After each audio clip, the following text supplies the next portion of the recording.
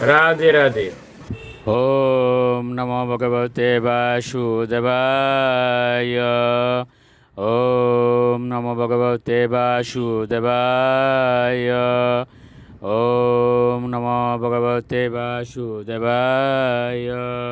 শ্রীমদ্ ভাগবত চতুর্থ স্কন্দ পুষণম সপ্তম অধ্যায় যজ্ঞের যজ্ঞানুষ্ঠান। শ্লোক ৩৪। যজমানুবাচ স্বাগতম তে প্রসীদেশ তুবম নম শ্রীনিবাস শ্রিয়াকান্তয়া ত্রাহীন তামৃতে অধিশ নাঙ্গুরি মকশুবতে শিষ্যহীন কমন্দয়তা পুরুষ। অনুবাদ: দক্ষ পত্নী প্রার্থনা করেছেন, হে ভগবান, আপনি যে যজ্ঞস্থলে আবির্ভূত হয়েছেন তা অত্যন্ত সৌভাগ্যজনক। আমি আপনাকে আমার সশ্রদ্ধ প্রণতি নিবেদন করি এবং আমি আপনার কাছে অনুরোধ করি যেন আপনি এই উপলক্ষে প্রসন্ন হন।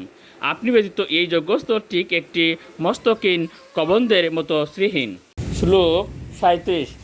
লোকপালা উচু দৃষ্ট কিম নো দৃগবীর সদ্গ্রহস্তম প্রত্যগদ্রষ্টা দৃশ্যতে এন বিশ্বম মায়া এষা ভবদীয়া হি ভুমন ইয়স্ত ষষ্ঠ পঞ্চবীরবাসীভূত।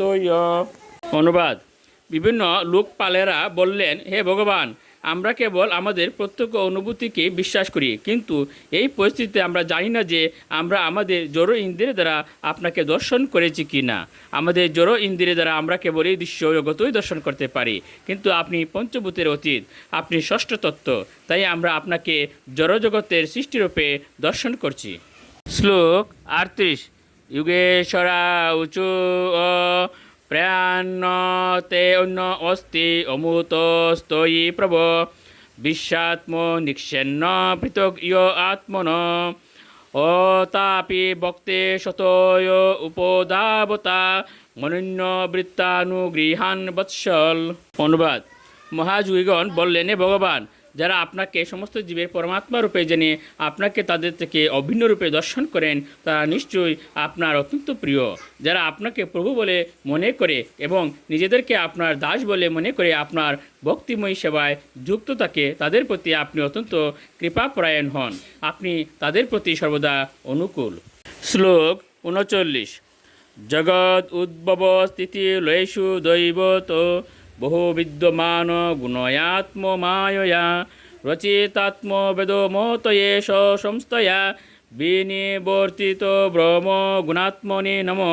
অনুবাদ: আমরা পরমেশ্বর ভগবানকে আমাদের সশ্রদ্ধ প্রণতি নিবেদন করি, যিনি বিভিন্ন প্রকার বস্তু উৎপন্ন করেছেন এবং তাদের সৃষ্টি, পালন এবং বিনাশের জন্য তাদের জড়জগতের ৩টি গুণের বশীভূত করেছেন। তিনি স্বয়ং বহিরঙ্গা শক্তির নিয়ন্ত্রণাধীন নন।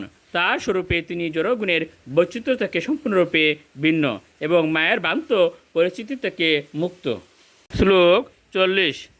ব্রহ্ম উবাচ নমস্তে শ্রিত সত্তায় ধর্মাদীনাং চ সুতয়ে নির্গুণায় চ যৎকাষ্টাম নাহম বেদা পরে অপি চ।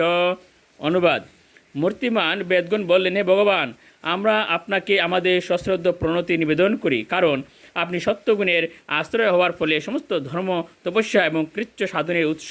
আপনি সমস্ত ভৌতিক গুণের অতীত এবং কেউই আপনাকে অথবা আপনার প্রকৃতি জানে না। রাধে রাধে।